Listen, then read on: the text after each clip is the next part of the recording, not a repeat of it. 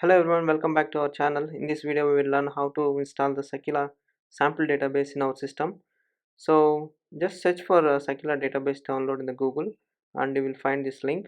So click on that one and here you navigate to this dev.mysql link, and if you scroll down you can see Sakila Database. Just download that zip file. So once you download that file, extract that into a folder. So navigate to that folder.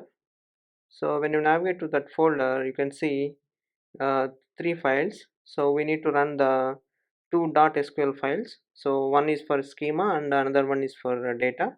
So now we will first run the schema file. So go to the mysql workbench. Now go to the file option, select open SQL script. So once you select that, you go to the folder and then select Sakila schema.sql file, click open. So now just you have to run this one. So you can see all the schema related information. So once you run that, you can see all our that queries are executed successfully. Once it is done, we need to run the another .sql file to load the data into those created tables. So now click on file, open SQL script again, and then open sakila.sql file. So here through this file we are loading the data into those created tables. Just click on run button.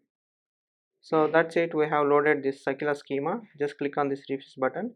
You can see that Sakila database is created with the tables and data. So we can use this database for practice to write queries.